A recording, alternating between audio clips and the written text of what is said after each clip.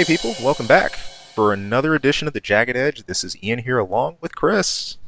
Here we go, everybody. Once more, and also once more in a football season. I wasn't looking at the Packer game. You can't hear it, can you? No, I can't hear it. All right, because I went it on a little bit. Oh man, hope everybody's doing well. If you've been anywhere near the path of the recent hurricanes, hope you are safe, you're well, wherever you're watching, viewing, listening from. No kidding. Yeah, it's nuts. You know, we're gonna get semi-affected by it here in Tennessee. Not very, but I think by early next week on Tuesday, we're supposed to have a pretty good surge of rainfall and stuff. So, And just if you live in Florida, you should move. I got nothing else. No.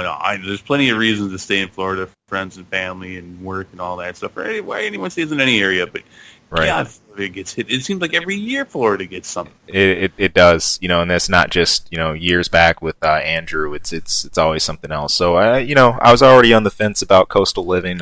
This hasn't exactly sold me, but.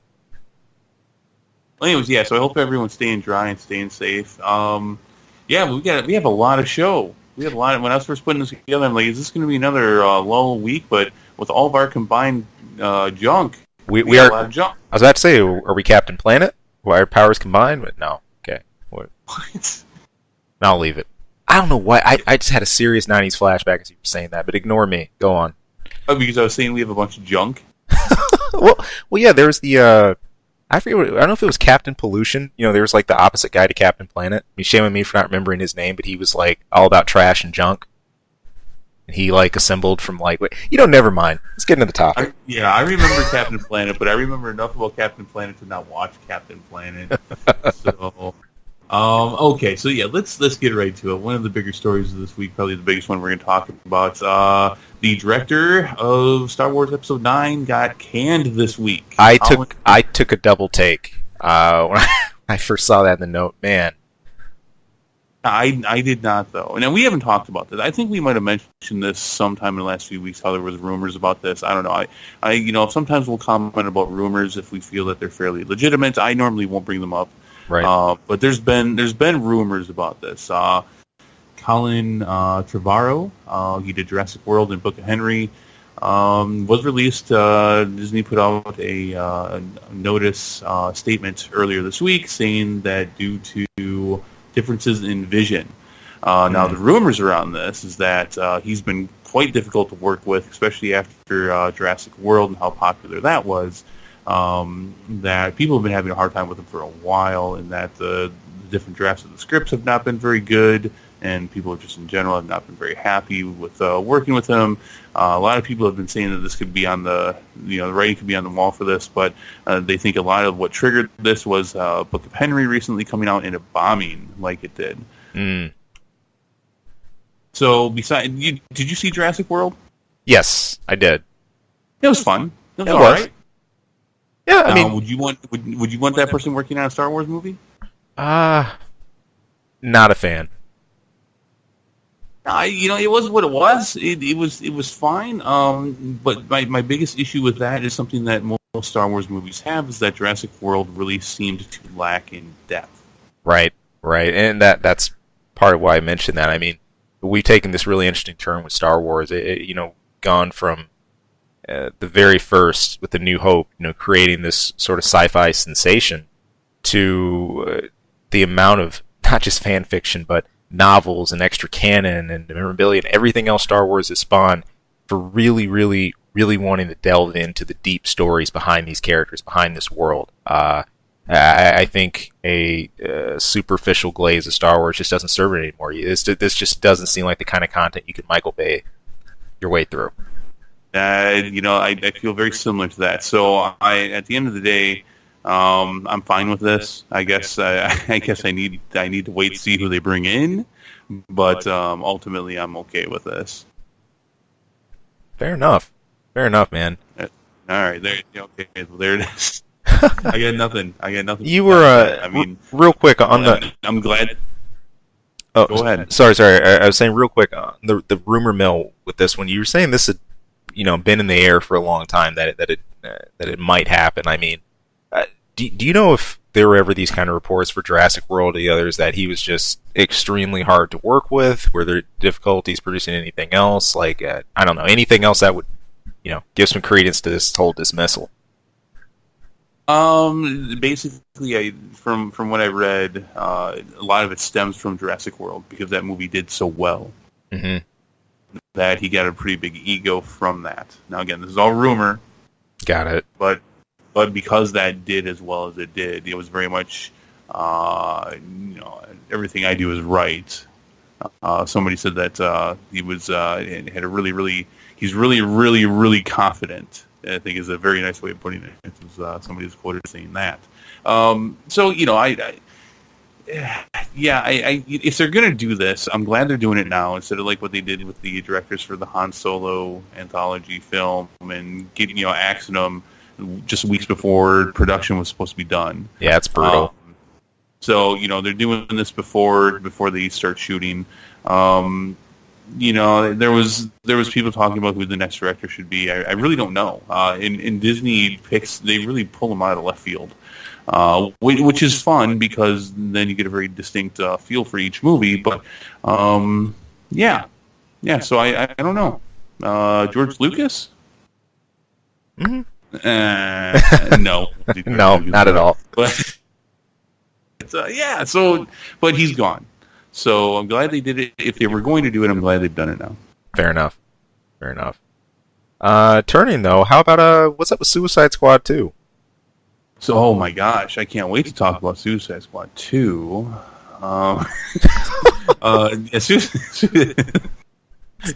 Could you tell? Could you tell the kind of thing I was being there? Oh, you're dying for it. What's his name here? I gotta move the mic here. Gavin O'Connor. Is that for the right one? Yeah, Gavin O'Connor has been slated now for the director and writer for Suicide Squad 2. If you haven't heard any of these movies, he's done Pride and Glory, The Accountant, and Warrior. Have you seen any of those? I saw Warrior. I really want to see The Accountant. If I recall, that was Ben Affleck was like an assassin. Something I remember from the trailer. I do want to see that. That looked pretty cool. So. Yeah, I remember seeing ads for that. I was like, "Hey, that looks like fun," but I didn't go see it. And I think that was the case for a lot of people. Interesting thing about this was that Mel Gibson was the biggest rumor for being director for Suicide Squad 2, which I would have loved to have seen. I'm not a huge fan of the man, but I'm a huge fan of his work. I think that's reasonable. I'd probably beg to say a lot of people stand in the same court. I definitely think that would have given a pretty gritty and good grounding point for the movie. But we're gonna get Gavin O'Connor, so good on that. Cool. All right. More director news. Drew, see if I can pronounce this, Goddard, I believe it is, who has been executive producers for The Defenders, Daredevil, 10 Cloverfield Lane. Did you ever see Cloverfield Lane? I didn't. Yeah, I don't even think you've seen Cloverfield. Mm-mm. No, it's my favorite horror movie. I mean that sincerely. Huh? If you're saying that, it's got to be pretty solid. Because see, from what I gather, you don't just watch horror for the sake of the goriest slasher out there. It's got to have some kind of umph to it. No, I love Cloverfield. And 10 Cloverfield Lane is good as well. I'm very much looking forward to the next part of the Cloverfield series next year. 3, I think, is in post-production. They're just wrapping it up. And 4 is going to be starting production sometime in the next year. So, cool. But anyways, so yeah, this guy's done a lot of things we like. The Defenders and Daredevil. He also had a lot of uncredited producing credits for the show Lost. Hey. Were you a fan of Lost? My aunt was a diehard for it, and she talked about it every week. Too. I loved. I tuned in. I tuned in. Lost. Yeah, that was a pretty cool show. What did you think of the ending? I'm trying to remember now. She was pretty well. We both saw the end. That's one thing I remember. I did actually come back for. She didn't like it. I think you didn't like it. My aunt didn't. I didn't have as much, I guess, of a base because I hadn't sat there for every single episode. But I came and tuned in, to actually see how it wrap up. You know. So what did you think of the ending? Because I don't know your aunt. Oh, sure you do. I mean, didn't you hear, guest star in here a couple weeks back? I mean, no, you didn't. She's never been here. my my take, as far as Lost. Now you're taking me back a little bit here. No, this goes back several years since that last episode. Yeah, it does. If now, the one thing I remember is this stands out to me that I did like that there was not a whole that they weren't dead the whole time. And by the way, so yeah, I'm asking Ian about what he thought of the finale of Lost. Obvious spoilers there for people who have not seen this. It's been done for about 7 years now. So right.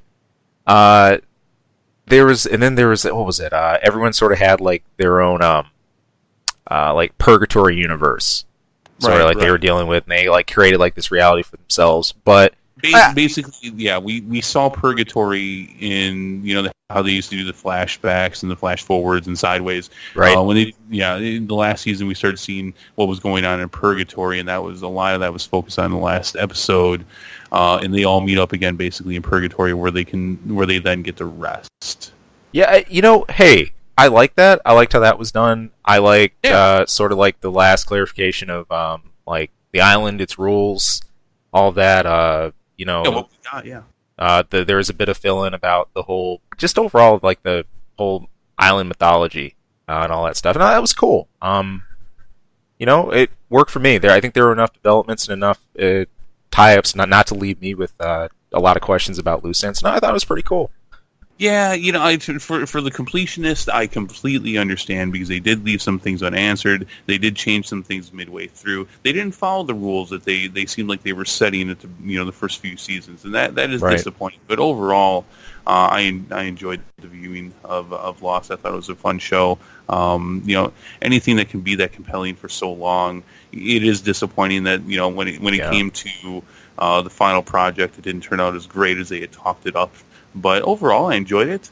Well, anyways, that guy, who I could not find a single directing credit for, but has worked on a lot of other things, he is going to be the director for X-Force. Well. Yeah, which I think was originally slated as Deadpool 3, but is now X-Force. Huh. X-Force. Now... How that rings such a familiar bell? For some reason, I keep thinking of the whole crew that was around the Weapon X project. But am I totally off on that? No. Oh, but it's a more aggressive group of mutants, people who where the X-Men will take more of a passive stance on things. Sometimes these guys are more like aggressive special forces. Gotcha. It's run by mainly it was mainly run by Cable, but it's going to be run by Cable and Deadpool, obviously, because Deadpool is Deadpool, and everybody loves him. So yeah, it's going to be the continuation basically after Deadpool 2.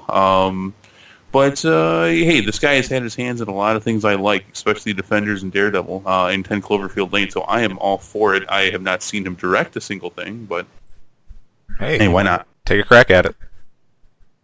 Good. Excited? Yeah, I'm not out of my seat, but I'm hyped. All right. Well, here comes a downer. Yeah, here comes a downer, and I told you so. Not that you argued with me, anyways, but I told you, Ian. Hey, but before this, I told you so. There's another. The other I told you so I'm waiting to see is for Batfleck. If Ben Affleck does indeed get ousted out of that role, that's the one where I will eat my hat. He's done. He's done. But I told you on this one. Do you remember this one? I do. I do. And I added it at the end. Marvel and Star Wars movies will no longer be on Netflix. We talked about this, I think, about a month ago or so, where Disney announced that they're going to be coming out with their own streaming services. These movies will be disappearing off of Netflix between now and 2019. It was announced by Disney CEO Bob Iger earlier this week. Yeah, and when we talked about it, I had added that in there just because I didn't think that Disney would want to keep these on Netflix. That do not expect them. While Netflix was in negotiations with Disney to try to keep those movies on their streaming services, I had added on there. Do not expect that to be the case. Right. And here we are. It will not be the case. No, I mean, completely reasonable. I mean, any major group that starts to migrate their model, I mean, I think their IPs aren't too close following behind that. So I think a pretty telegraphed move. But wow, I mean, what a start for Disney streaming service. I think the thing that a lot of customers always ask, heck, that I'd ask going into any time I'm about to drop money for a sub is, what am I paying for? What here is so exclusive that I can't get it anywhere else? Netflix answers that pretty obviously. There's some really awesome original programming there, and I think they've created a pretty tough model to compete with. Now, yeah, TV shows should still be remaining. So if you're watching the Clone Wars over on Netflix, that should be fine. Awesome series, you should watch it, by the way. And the current Netflix shows, it was said that those currently have no plans of going anywhere. Cool. But this is the part where I'm an asshole about it. Disney has also announced that they plan on having exclusive movies and shows on their new streaming channel. Look, this is what I think. Didn't I put them both on notice when we talked about this? Oh yeah. You're right, motherfuckers. What are you doing? Yeah. I am not, to my knowledge right now, I am deciding that I will not get the Disney streaming. Fine. I think the way I was saying it before, if you're a parent and you've got this thing for kids anyways, hey, cool. You can watch the Marvel show or the Marvel movies and the Star Wars movies on there, and that's great for you there. I get that. But if you're someone like me, where you're getting this stuff for the Netflix shows and Netflix, the Netflix Marvel shows and everything else that Netflix offers, I have no intention of getting this Disney streaming service. Do you? No, zero. Yeah, I have no intention of doing it. If I really love one of the Star Wars movies, I buy the DVD anyways, including the Marvel movies. I don't. Everything else, I don't care. I don't care about Frozen. I don't care. It's. I think not only do I think that they're overestimating their demographic on this, they're alienating other demographics in making this decision. Yeah, one of the premier things, at least that I always enjoyed about Disney, even before I really had much of an idea of the concept, was accessibility. If I wanted to check out a Disney film, what happened? I'd go out and buy that VHS. That I wasn't locked behind anything. I mean, some of that's inevitable just today with the way we do streaming services, the way shows are delivered and everything else. But I don't know. I call this this feels like World of Warcraft syndrome. I just say it because it's like, I don't that. Yeah, I just that's totally off the cuff. Ignore that. But here you have it. It's a really popular model. Someone finds a way to really push it, perfect it in a lot of ways, and for the foreseeable future, there really isn't a way around it. Other businesses sort of just copy it, try to do their own version of it, try to make their own exclusive side of it. Whereas, if you really look at it, that's not innovating what we have, any further. It's just you've taken it and really you're trying to apply your own IPs to it and compete. So therein lies the question. I mean, hey, can Disney sit here and go toe to toe now with, giants like Netflix, etc., with their own, IPs? You said that this is, it's different territory you get in when you talk about streaming services like this. Like you said, you can't depend on just one side of the demographic, or like just really young people, or like just little kids. Heck, the parents themselves are going to be the ones giving the kids access to this stuff. So, right. I don't see how this competes with Netflix, that has an incredibly diverse range of age it can reach. I don't. So what if Disney puts out a new Marvel TV show that intertwines into the MCU? What is exclusive on the streaming service? Then what? I'll say they're trying to be tryhards. I mean, Would you get it then? but that's such. Who's your favorite superhero? Marvel superhero? Oh, Spider-Man, hands down. What if it was Spider-Man? See, first that's really cruel for pressing buttons like that. Yeah, But would that alone pull me over? No, I really don't see how they parlay MCU into and through that. That'd be rough. Especially with how the MCU has been so universally presented. I mean, in the form of film, I think it would be badly reductive to pull MCU into some sort of like exclusive channel, whatever. That'd be weird at this point. right. Yeah, see, the feeling I get with is that Netflix. No.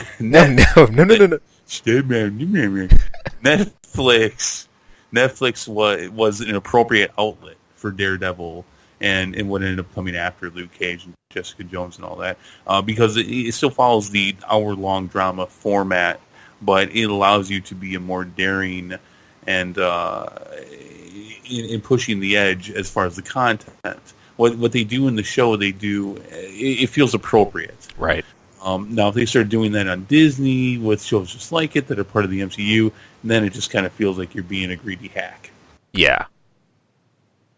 Yeah, man. So here's the thing for me. If they did that with Spider-Man, if they came out with like a 6-part miniseries on Disney Channel, whatever the crap it's going to be called, I'm going to find outlets to watch it other ways. I can't blame you. I'll watch it. Yeah. But Disney will not see a dime. No, I agree. I mean, sort of taking fans hostage by getting that one grab of a series just for you to get a sub. No, I mean, hey, look, I'm going to be real about it. As much as I love Spidey, as I love the comics and everything else, and even his presence in MCU, if I'm going to drop money for a sub, it has to be about more than one series. I can't quantify that any other way. So, what do you think this holds for the future, though? Future relationship between Marvel and Netflix, Disney and Netflix, I should say. Oh man, boy, it sort of sets them up at odds. I mean, sort of thinking of this idea of like of competitive models of competitive streaming. You know, it comes down to dollars and cents. You know, Disney clearly want a piece of this pie. I think they could have gotten a lot more done collaboratively. Right. It's the reason why this really bites, and I'm hoping that they see the virtue of that. Obviously, that's going to be a lot harder to untangle now that they've got their own setup to do all this. But I think we're going to see less exclusive content of what we could have seen. I think through a joint venture. I think this really awkward model of having Disney only and then Netflix only stamps. You know, the best part about this is, to me, from the outside, Netflix really seems like the kind of neutral party, more settled party here. You know, Disney really seem like the ones taking the huge grab at this. And whenever I see that sort of desperation coming out of media outlet, it's not like they're about to go bankrupt. Disney's huge. That's fine. But the whole desperate grab is kind of lame. I really don't think they need this. Yeah, it kind of feels like to me like parents getting divorced. Yeah. And does. you know, yeah, it's like, you know, you have a really sweet entertainment center and system in your home, but it's going to get divided up between the two of them, and one of them is going to get the TV, but the other one's going to get the sound system. and it's like, but separate, it just doesn't work as good. No. It's like, well, who do you want to live with, little Timmy? And it's like, well, but you guys both suck now. You have equal parts that are good, but separated, you're kind of shit. Yeah, keep my peanut butter and jelly together, please. Yeah, you know, I mean, maybe that's another bad analogy from me. I don't know. And maybe that'll be a new trend around here. But yeah, this sucks. And Yeah. as long as Disney and Netflix can keep their relationship with their current shows and maybe expanding that, then I don't care. Then Right. I guess I don't care. and that's fine, But if they're trying to get everybody's money, then they could be aggressive about it. Now, what if they did that though? What if all these shows went over to Disney, which won't happen, by the way, because Netflix produces them. So they would have to, there's a lot of contracts. There's a lot of contracts and a lot of people involved in that. The chances of that happening are pretty slim. But what if it did happen? Then what? I think we'd be having a different conversation. In a way, I think I'm finding alternative ways of watching all these shows. Yeah, I mean, the way I mean different conversation is, all right. Now we're not just talking about a battle of just a few small exclusive. They're trying to bring this entire comics suite over into a new service. It's now not a partial grab; it's a complete grab. Well, no, let me ask you this. All right. I know I suck, right? Yeah. Oh. Let me ask you this. Riddle me this, Ian. All right. What? Shut up. What if they took all the shows over to the Disney streaming station and they started integrating these characters into the movies?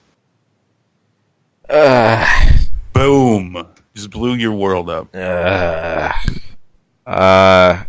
It'd feel way too grubby for me. Honestly, at that point, I would start tuning in to what I originally got Netflix for. You know what brought me to Netflix? It actually wasn't Marvel. It was Akira Kurosawa's old movies.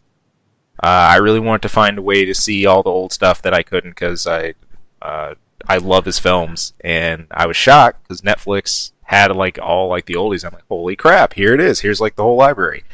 Yeah. I just I can't wait till that storm blows over. You stick to movie theaters and then go watch my oldies. No, I agree. I didn't start on Netflix because of Daredevil either. But what if everything went over? I just keep on raising this. Right, you do. What if Disney took all their shows, just greedy little bitches, and just they're all mine now, and you have to go over to their streaming station to watch it, and it is the only place you get exclusively that 6-part Spider-Man Punisher Kingpin 6-part TV show that we talked about. That's. At this point, I'm gonna say, what if the sky turns purple? That could happen in the MCU. but seriously. I'm with you. That I have to say though, and I'm bringing this up because if this all went that way, where Disney gets all this stuff and they can start actually integrating this stuff into the TV shows, what if they come up with just a regular weekly Marvel show that highlights characters from the movies or characters from the Netflix shows, and you know what I'm talking about, what ifs they used to do, right? Marvel Comics Presents, but they did something similar with that. That would be awesome. And if they ended up having everything over there, I might just have to switch. Yeah, there comes a point. There comes a point where it depends how much content migrates. I think in the conversation continues to change. I can only avoid it, I think, for so long. It's kind of like my love for any mech-based content. I'll avoid something until I get a complete drought. When it's a drought, I don't get anything, and now I'm looking for that canteen or that flask of water. Yeah, I got to go to the Oasis somewhere. Well, I bring this up, and we talked about this a lot in the last show we brought this up as well. Because, these are industry giants making giant moves that could kill other industry giants. Yep. This could end Netflix, depending on how Disney did this. That would suck. Yeah. Yeah. Because their Marvel, the Netflix Marvel content is by far, don't kid yourself, it is by far their biggest stuff. Oh, easy. Now they have other huge shows and other great shows. Don't get me wrong, but it is by far their crown jewel. And man, how far will the greed go? We'll see. Yeah, well, Disney, we've seen how far they'll go, but they're supposed to be a different company now. So anyway, so that's all interesting stuff. But now, from what I heard, you've got some interesting stuff that I'm going to sit over here and laugh for a little while. Yeah, you may as well, sit down and just kick back, get some popcorn. I'm putting my napkin on right now, my little hanky, because I'm going to be tasting the tears. All right, I got a couple things. This is jumping over into gaming. We mentioned last time we had PAX West going down.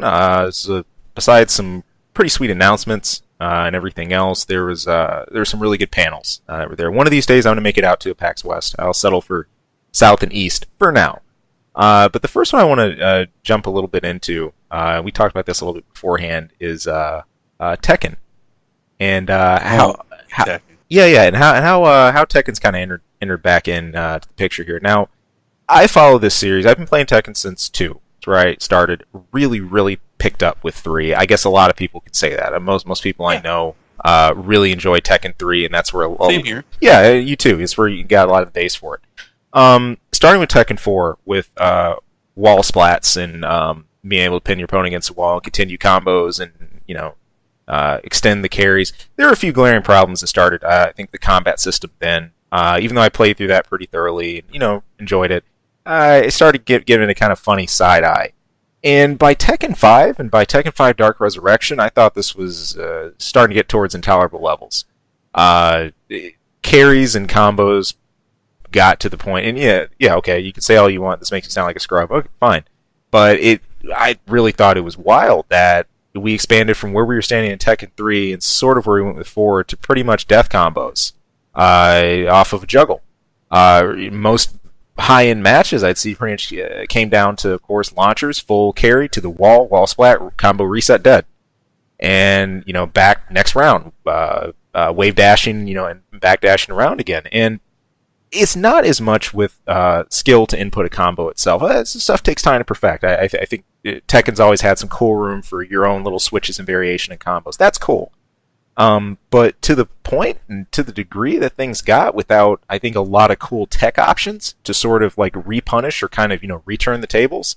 I don't want my get out of jail free card, but something that at least gives you some extra free frames to push. I question that. I seriously did. And I didn't enjoy 5 as much. I didn't really get into 6.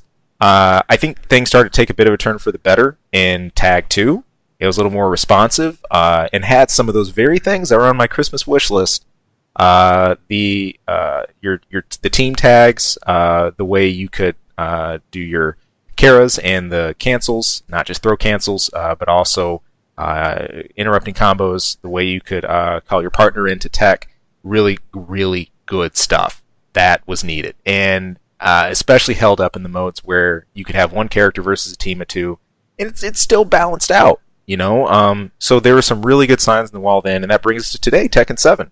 I picked it up a little late. It came out during June here in the U.S. Did it come out that long ago? Yeah, it did. Not you, but it took me just a bit to actually grab it. So, we've had it.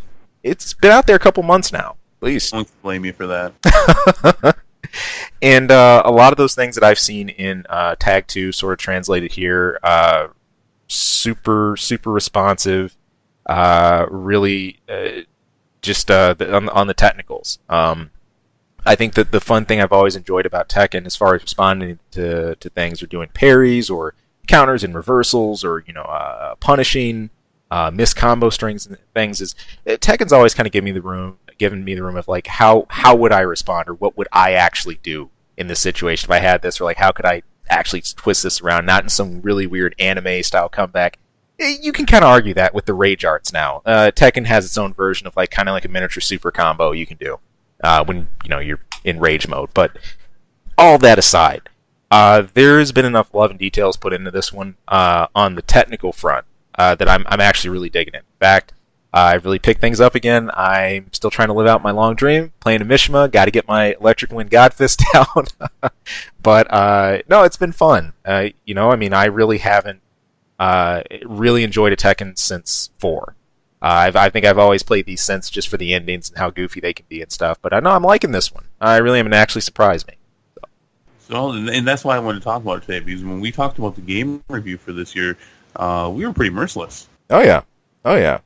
I still feel that way. The game looked very, very old.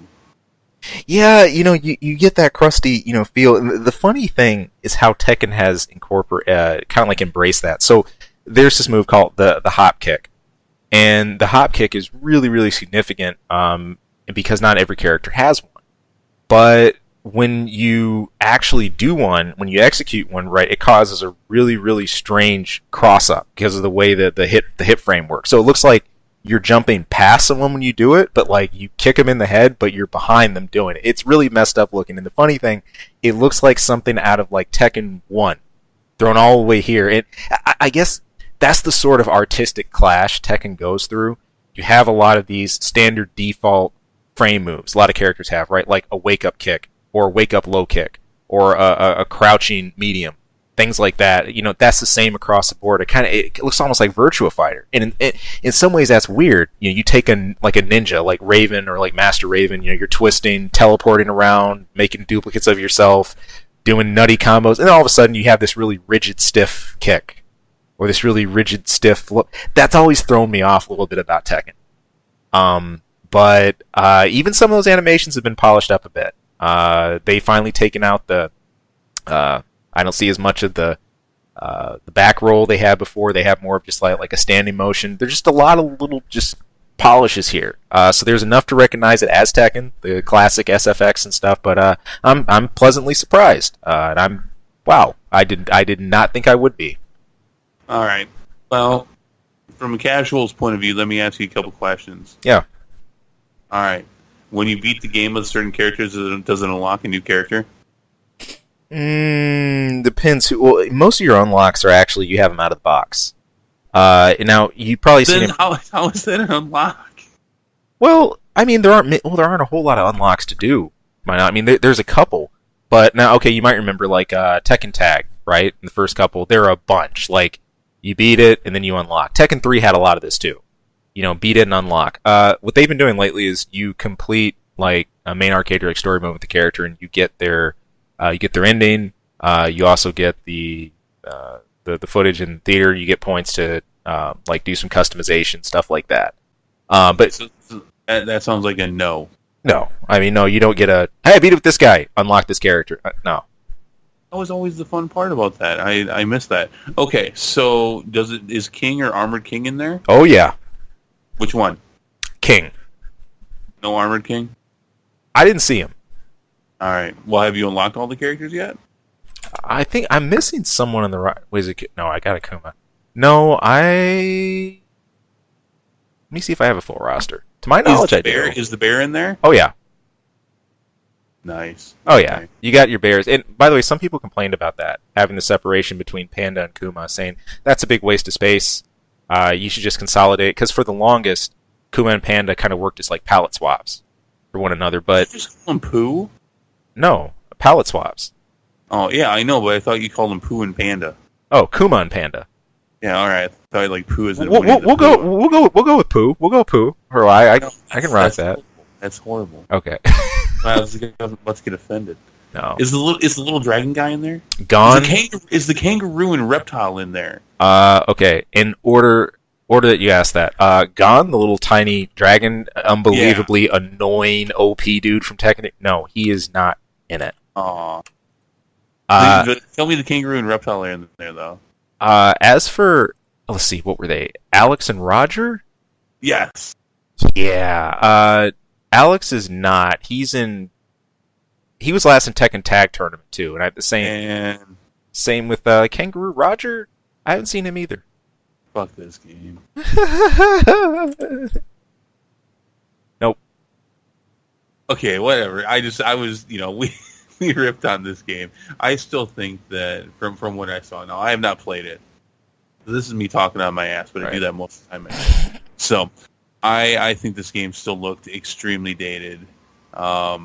It just, I saw it and it's like, hey, look, it's Tekken, and all right, that looks just like Tekken. That looks like Tekken from 15 years ago. There it is. There's Tekken. And hey, you know what? My favorite fighter, Mortal Kombat. You can say that too. Go ahead. I was about to say, you could. You could. You could, but people want that though. That's the difference. And they didn't stay that way. I mean, Mortal Kombat went through a lot of evolutions, a lot of changes, and then they went back to the 2D fighting. True. They actually, they went through the gauntlet of the whole 3D thing. Trust me, for good and for bad, and a lot of it for bad. Oh yeah. And they did the different fighting styles, and so yeah, you could say that they went back to the old school, which is fair enough. But a lot of that was because that's what fans wanted. So, yeah, okay. Well, have fun with Tekken. You should be playing The Last of Us instead. The only character I'm not having fun with is Lucky Chloe. That I can't look at that. What the hell is a Lucky Chloe? So, Lucky Chloe really feels like this gag character. She's new to the Tekken roster, Tekken 7 only. Basically, she looks like some kind of like Moe Twitch streamer. She is this over-the-top blonde wearing a cat girl suit with like cat kitty headphones and stuff. It's painful. The theme is this is supposed to be, and I quote, a Western that's crazy about Japanese culture. But it hurts. It really hurts. That's all I'll say. Yeah, well, all right. Sounds like some serious pandering to me. Speaking of pandering, let's crush some hearts. Speaking of pandering, this was an absolute. Depending where you stood on these, this is a pretty bruising interview. Taste the tears. Here they come. Here they come. So, at one of the highlights of PAX West was there was a panel, square panel, where series producer Yoshinori Kitase was there. Kitase has a lot of credits to his name. I could go on and on, but FF7, FF8, a lot of the PlayStation classics being part of them. Chrono Trigger as well. So the guy's been around the block. He's had his hand in a lot of Square titles. But during the panel, there were some specific questions about some long-time fan theories. Okay, and look, let me preface this. This isn't the kind of thing that just randomly came up on, GameFAQs last year that people talk about.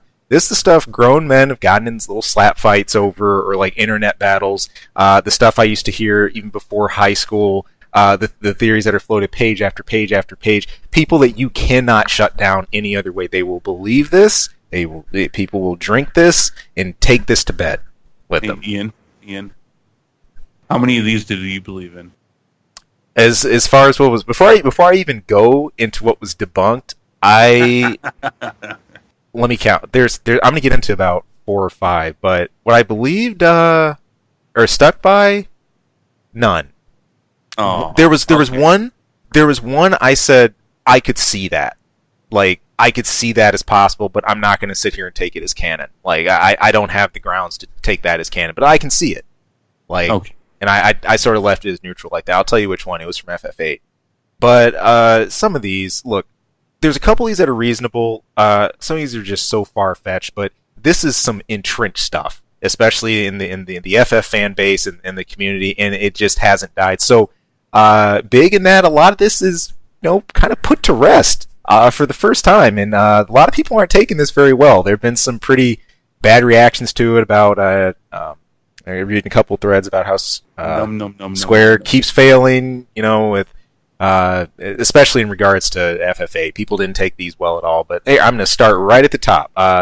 The 4 that were really addressed were some of the classics: FF6, FF7, 8, and also 10. But the big guys came from 6, 7, and 8. Start right at the top with FF6. There's been a long-running theory that the character, the mime, Go-Go, is actually Daryl. Just for some background, in FF6, Setzer... I don't remember that. Now, it's been a long time since I played 6, but what's a Go-Go and a Daryl? Okay, yeah, we'll go back. I'll preface this a bit. Just quickly, because I beat that one, but it's been so long. It's been and 20 plus years. 6 was an amazing game. I do hope it gets some sort of remake in some form. Some people have said that. Well, a lot of people hope for that as well. But real fast, look, basically FF6 was divided into 2 portions. There was the World of Balance and the World of Ruin. Near the end of the game was the World of Ruin. It was one of the few FFs where, the bad guy won. The world was pretty much screwed up. But there are a lot of things you could only do in the World of Balance that you could only do in the World of Ruin. Setzer, who was primarily the airship pilot, the guy that you unlocked the airship from, his greatest competitor, one of his best friends, her name was Daryl. She was a fellow airship pilot. But they went on a long race I think like a worldwide race one day, and she disappeared. The only thing that was found was her ship, and it was believed that she died. So out of respect for her, he put her to rest, made a fitting tomb, and put her ship there with her, and he just sort of closed the chapter. With that, this is significant because late game this comes back around. The original airship is destroyed, going into World of Ruin, and you end up getting Daryl's airship near the end of the game. That's how you get it back and make it to Kefka's Tower. So, Go-Go is the character you run into. That's inside of the Zone Eater. He's completely silent. It's a mime. You might want to think back to FF5. You saw him as well. You aren't chained to having. You don't have to get him. But there is this long-standing fan theory that Daryl, who was supposedly, Setzer's bestie, dead bestie, was actually Go-Go. It's been debunked. Kitase said no. Frankly, if in Cody's own words, if that were the case, then Daryl would have had the beautiful ending that she did. And it's true. A lot of Setzer's character was really constructed around the loss that he incurred, and also the life that he had lived alongside with Daryl. So why did people think that this mime was Daryl? Well, the reason why people set up this theory is because Go-Go's actual identity was never revealed in games. In the actual game, you never had this unmasking or anything else. It was always a very shrouded character, lots of robes and everything. Everyone said, well, the body was never actually found from Daryl. It's possible that she might have survived the crash, and then from there, maybe she had amnesia. Maybe she had, complete memory lapse, and she just traveled the world. Yeah, so, here's how this was built. She had amnesia. She traveled the world. Traveling the world, she learned the skills of a mime. She was devoured by the Zone Eater later, and then when you bump into her, the reason why she does not recognize you is because of said amnesia. That is a complete leap. It's a leap. There was never anything in canon that supported that part, and that always bothered me because, Daryl's tomb, and this was well done in 6. There was pretty much zero build up to this, but it was a really significant part of the game that made me look at Setzer different, and it made getting the second airship even cooler and gave it more weight because this wasn't just some random piece of crap tech that you found underground. It had a story behind it, and there was a reason why it was there. I thought that was metal. It was awesome. Go ahead. No, and I thought this theory kind of crapped on it, but you have given me a good taste of the tears. Let's keep going because now we're going to talk about Final Fantasy VII. Okay, you've enticed me. All right. I laughed at this one because I will never forget hearing this even as far back as September 1997, shortly after the release. Some of my buddies at school who were freaking out over Aerith's death, saying that there's no way, I swear there's a Game Shark code where you can get her back. You can it was all bull. And then people were even going as far as to say, well, in the original plans she came back. And, she was with your part. No. I repeat, no. Kitase completely shut this down. And just really just batted this away as complete fantasy. In fact, really saying that this is something that threatens the very foundations of 7. Look, a little bit. Yeah, the resurrection of Aerith has been one of the most talked about things in 7 that I can remember. Again, this goes all the way back to people talking about Game Shark codes and extra unlocks. Well, some people did go as far as to have a way to actually. I was going to say you can hack the game. Technically, you can bring her back after that point. Well, there are hacks. Yes, there are hacks to do it. But all these theories that originally it was possible or there was some hidden piece of code in game where you could it cannot happen. And for pretty obvious reason why. Aerith's death not only set up the remainder of FF7 effectively, but pretty much the whole compilation. Without that, you would not have had the kind of growth you have in everyone else. Cloud, not just Cloud, Tifa, Barrett, all the immediate party, but the events that happen. Leading to the end of 7, the rest of the game, you wouldn't have had Sephiroth as climactic and everything. It just really kills it. Right. What Kitase did talk a little bit about was their rationale for why they wanted to make an impactful death and not have someone return. They said while they were actually creating 7, from another media source, they saw an interview where they were interviewing young kids, asking them just really sort of placing some feelers out about how they felt about death. And this is, the fairy tale of the early age. And, there were so many kids that just believed, the kiss of a prince or whatever else, or somehow that people could, magically come back. The idea that death isn't this permanent thing. And Kitase said that really it bothered his team. It resonated with them that there was that kind of vibe there in that culture about like the impermanence of death, and they wanted to really make something that made a statement about how impactful loss can be, but more importantly, what you do after that loss, how you change, how you don't change, how you move on, how you don't move on. And that I don't know about all that. That became the core of 7, and that's all over it. But this one I did chuckle at because this theory has always been ridiculous to me. Anything saying that you somehow have seen into the minds of the original creators and you masterfully know exactly what they meant to do. No, it doesn't make any sense. So let me ask you a couple things about FF7. Yep. We still plan to someday have a big FF7 show. Oh yeah. That's not today. Okay. So who did you end up with your date with the first time you played through? Tifa. You ended up with Tifa. I ended up with Ares. Ah, cool. Yeah. So, but then the second time through, I wanted to get Barrett, but it didn't happen. Yeah, that's the way. But now the second time through, though, now I played about halfway through the game, and then my memory card died on me, so I lost all my stuff. Oh, that sucks. So I had to start all over again. Second time through, though, I knew that Ares was going to die, and I wanted to see all of her abilities and stuff, so I actually maxed her out. Nice. Which was completely possible. You could get all of those limit breaks and all that stuff.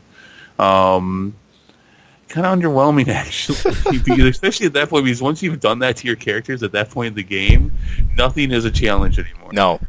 No, it isn't. So, it's so it kind of ruined the game for me. Yeah, great gospel. It's pretty sick. I remember that, though, because a lot of people are like, oh, they must be able to, because she's got all these abilities still in the game. It's like, no, that's just for the completionist. Yeah. That should kind of throw you off, too, but that's for the completionist. Yeah, great game. They're going to completely screw up the remake, but that's for another day. Okay, all right. Now you're getting into my favorite Final Fantasy. Number 888. Number 8 sucks. Oh. Go through this one quickly. Sure, I'll shoot through it. I do want to mention one more thing in the tail end of 7. There was a really light theory that like summons like Knights of the Round and others were really the dead Cetra that defeated Genova 1,000 years ago. More fan baloney. Shot down too. Kitase essentially just laughed and said, "Look, there was really no concept or backstory behind summons when we did them. It's pretty the original mythologies. You could play King Arthur or whatever else, but no, there's no. You guys are thinking too hard, pretty much." So, what? Final Fantasy fans reaching too far? Whoever would have known, right? What? Let's zip on. No. Here, more tiers. You gotta have a few more. Let's zip on right through 8. There are the two big theories that 8 fans have held to a long time. One is that Squall is dead near the end of Disc 1 when he gets. I wish. Yeah. I wish. Oh man, anybody who's gone through 8 remembers the part in the Disc 1 where he gets effectively impaled, not through the chest or anything, but basically through the shoulder by a huge icicle, block of ice from Sorcerer Dea. He falls off the parade float and Disc closes. Later he wakes up and he doesn't see a trace of the wound, and he's pretty mystified about, alright, why am I still alive? Or like, how did that happen?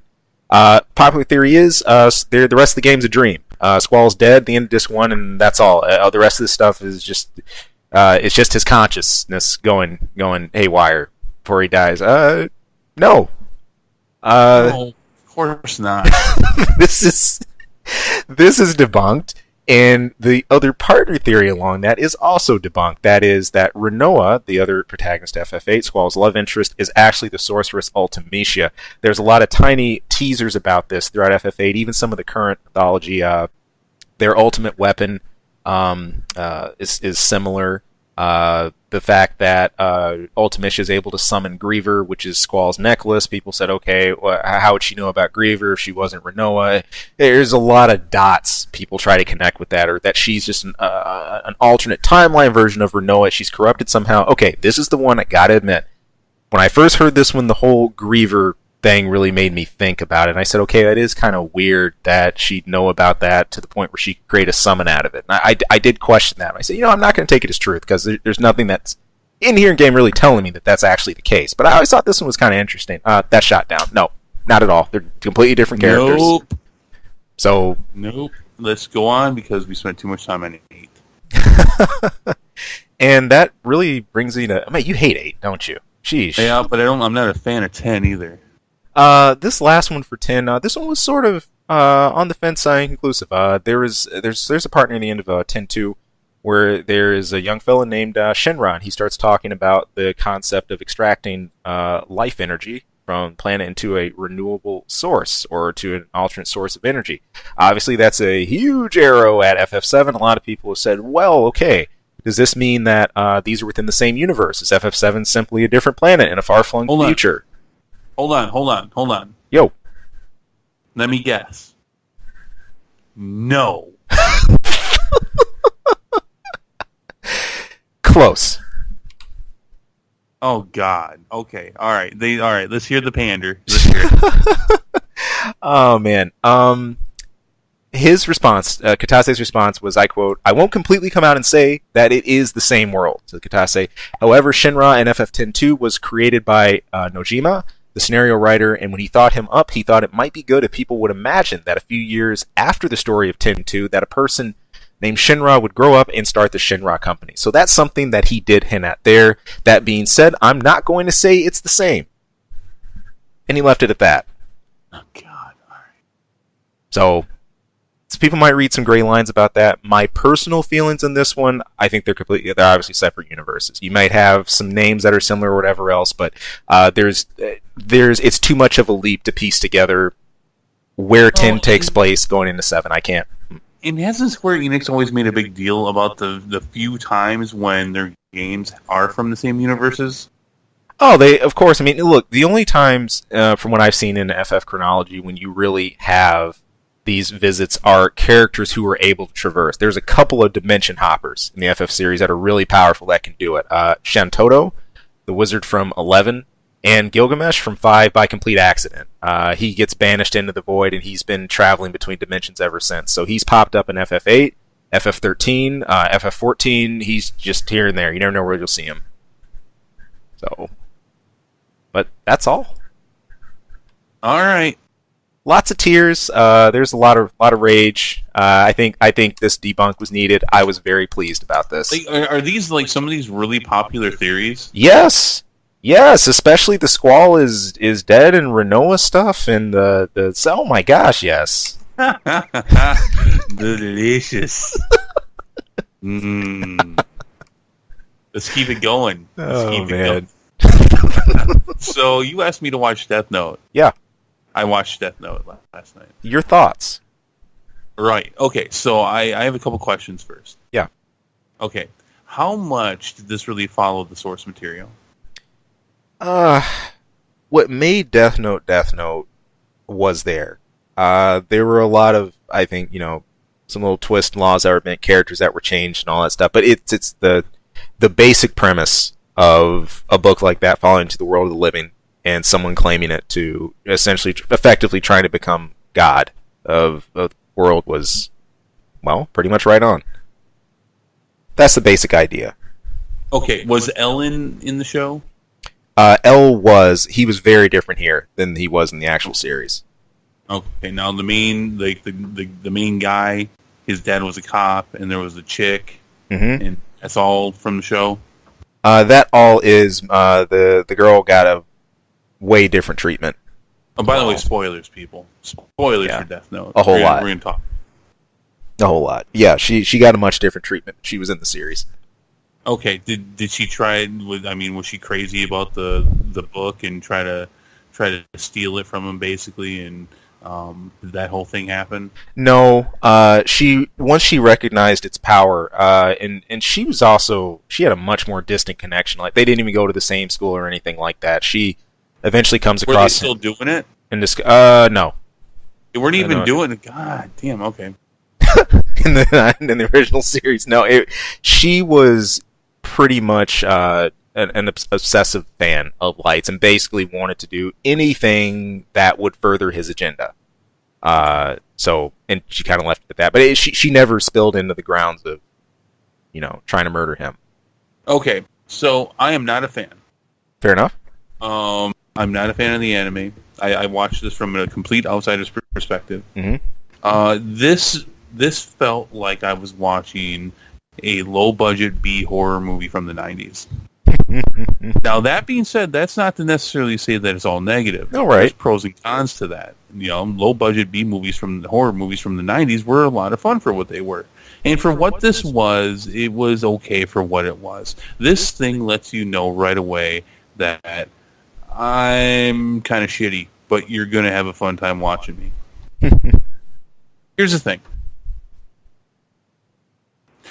When this movie obviously focuses very much on the book itself and the rules of the book and what you have to do with the book or what you don't do with the book. Would you agree? Yeah.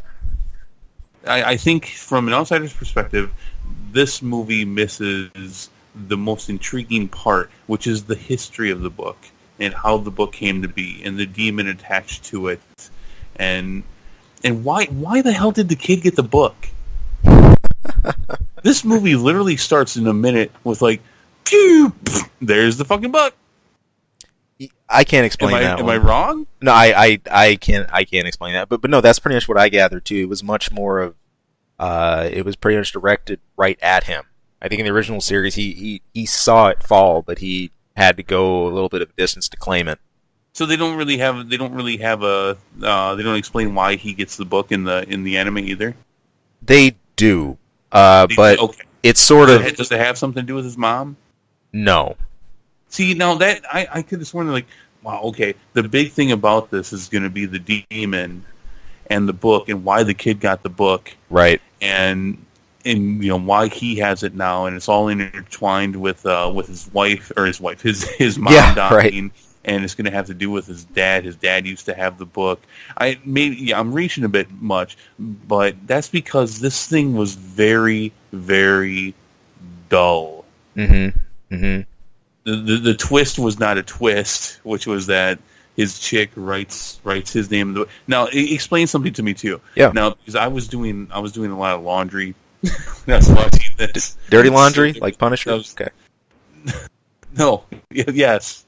So there were times when I couldn't hear too well. Why could she write in the book? I thought only he could write in the book. It's, from what I understood, he owned the book, so it was bound to him, but that does not prevent someone else from writing in it. Then what's the difference? Well, the owner, whoever has ownership of it, really has the, if I recall right, the Shinigami who follows them and whatnot. Only they can see it. Only them. But they did sort of twist the mythology of it a bit here. Basically, if I recall in the original series, anyone who wrote that automatically gave up the right to go to heaven or hell. They ended up in a sort of purgatory if you use that. And anyone who touched the book was also able to see the Shinigami. That wasn't exclusive to who quote-unquote owned it. So they took some weird twists with that. I can't explain, frankly. All right. Yeah. So, the direction they did go in, which was that was a fairly interesting story about creating a god for people, is also a bit forced. For me, there seemed like there was an opportunity missed here. Mm-hmm. Now that being said, from what you said about this basically followed along the main story arc of killing bad people, creating a god from doing that, and following the arc of the troubles that come from that. If that was the main thing in the anime, and that's what they followed here, sure, fine. Mm-hmm. It was a low-budget movie on Netflix. It gave the fan service of a live-action Death Note. Mm-hmm. Good on for you. From an outsider's perspective, I was not impressed in the slightest. Mm-hmm. I thought they missed huge opportunities to tell a much better, much more compelling story, but I am not a fan. So, when we talk about these things most of the time, when we talk about TV shows and movies and such, for Star Wars or MCU or whatever, we talk from a fan's perspective. If somebody who was not a fan said the things that I just said, I'd tell them to fuck off. And I'm going to say that to myself right now. And I'm going to flip myself off right now. So, because I respect, if the fans like this, I respect that. Right. This is just my outsider's perspective. Yes. Okay, so if I were to rate it 1 out of 5 Death Notes, I'd give it like 1.5. All right. There it is. There you have it. So what did you think? Now you saw the whole anime, right? I have. So in all fairness, I had more of a reference point, and to me, that completely changes this. It automatically, like you said, you tend to be you take yourself a bit out of like the budget and everything else, and there's a lot of things that you sort of glaze over in lieu of looking at the main story, and you automatically start drawing comparisons. Automatically, that's like the very first thing.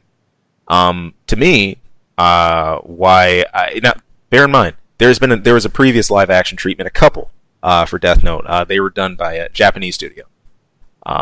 There's 3 in total. 2 Death Note movies that go together, and then there's one specifically about L. Comparing the original series, what I do like, there's a much different spin on the characters in a way that sort of gives me an alternate way to look at all this. Much different from how anything else unfolded. That part of it, cool. I do actually like that. What I prefer, probably just overall, it comes down to this. Plot-wise, like just in terms of creating a world, the way things are explained, the world at large and all that, the original series for sure. But some of the slight, like the twist on different characters, oh yeah, I think some of those here were actually something I frankly appreciated. One example, L was a bit of a plank, like a board of a character in the original series. Well, it's still fun in a way, but just so emotionless about everything. You could say, oh, you'd expect that based off his role and everything. He was a loaf of bread. But yeah, really, really, really, really, really dull. And if anything, the little background you do get on him really was never that satisfying. I say that, but then there's an even worse character that came along later. But no, that being said, someone who watched like the original series and all that stuff, twist, yes. World at large, eh. Yeah, I had a big issue. Excuse me, I had a big issue with the characters. These were about as one-dimensional as you got, I thought. Mm-hmm. Mm-hmm. And again, for me, it's like, well, did they mean it like that? Because if they meant it like that, whatever. If they didn't mean it like this, then that's really bad writing. The acting's not that great. These characters, again, loaves of bread. Just big white loaves of bread.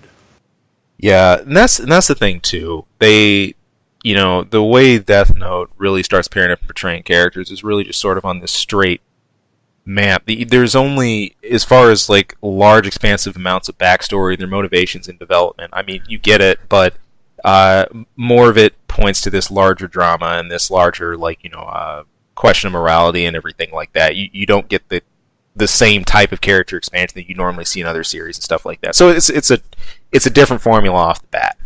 I did think L was interesting though. Yeah, and when I say character twist, the thing I give the thumbs up for, I liked this L better than the L I saw in the series. I really did. So, all right, there it is, Death Note. Yeah, I won't be watching the sequel. There you go. Well, what do you say? I think we're at about at that point where it's an info minute.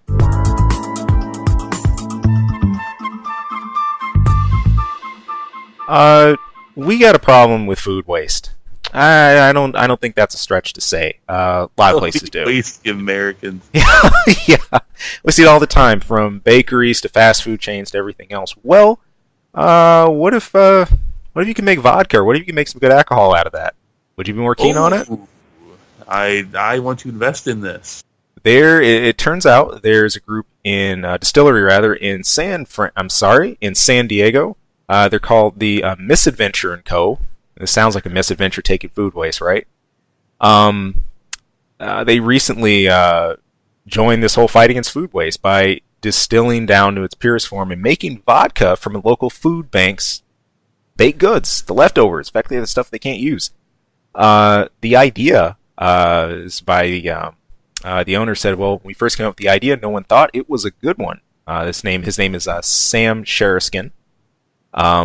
Basically, the company sources from like fermentable goods from Jacobs and Cushman, San Diego, by a food bank. They grab leftovers that really weren't even fit to be given away to the needy or those like homeless shelters.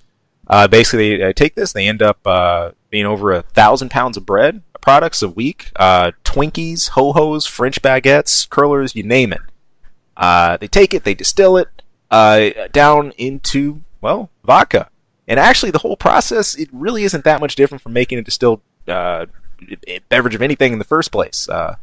Bread products are blended. You extract the yeast and everything else, and hey, same old science behind it. But really cool, really inventive way to get a drink out of something you'd never use otherwise. That's awesome. So if the homeless can't get their hands on that food, we can at least get them drunk. Oh. Which is generalizing in saying that is most of the time their favorite state of mind. That is a horrible thing for me to say. Yes, it is. But that's you can't say I'm wrong. You can't. Man, look. Let me ask this: Are you a vodka fan at all? No. I haven't had a drink in over 2 years. Okay, fair enough. Which might be my problem. But oh man, it kind of makes me wonder. How far this thing's going to take off, or however it would try. I don't make any claim myself. I've actually never had vodka before or anything like that. Well, I have had vodka. Yeah, it's all right. It's very strong. It's okay. Fair enough. But this is straight up inventive, awesome. You hear about recyclables all the time, more for like made materials, but way to go. There needs to be more stuff like this. I don't know about vodka per se, but I need to taste it. Right. I can't quite say way to go. I don't know how it tastes. Well, I mean, when you're need samples, Ian. Where's the samples? Well, when you drink an old Twinkie, or let me know. But I drink an old Twinkie. Yeah. Well, it's not like you're going to be able to tell. I am a firm believer in our technology to be able to break things down on a molecular level to various fuel and or alcoholic desires.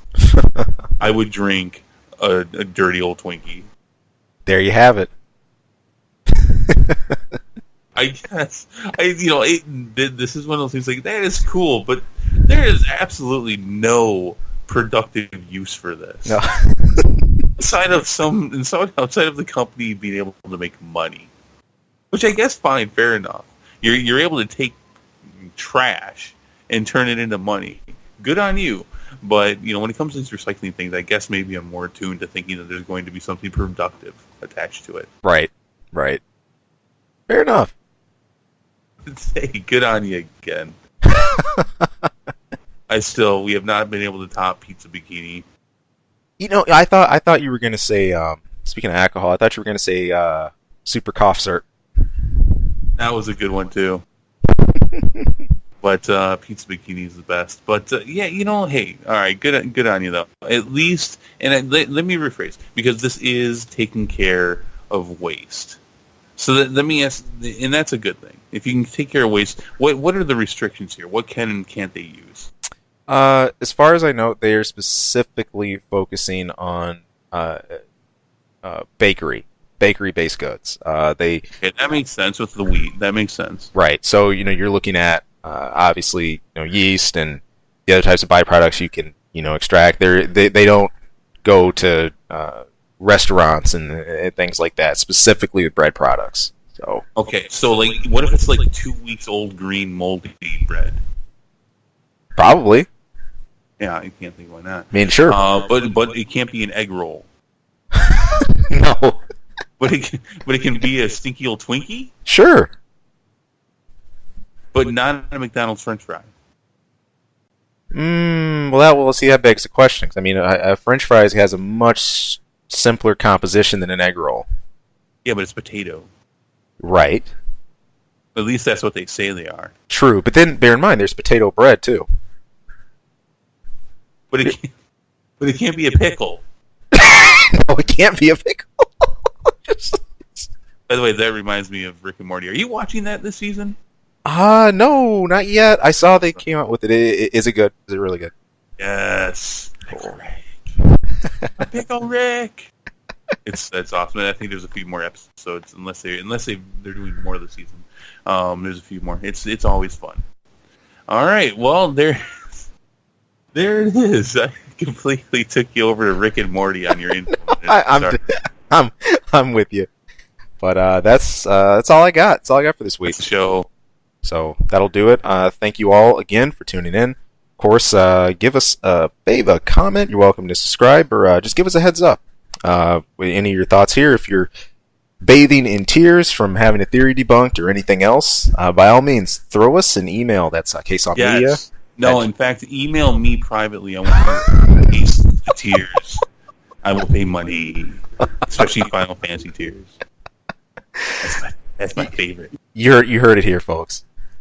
Good stuff. All right. Hey, thanks again for tuning in. We will catch you next episode. But till then, be well. Enjoy the rest of your weekend. Stay safe. Take it easy. No.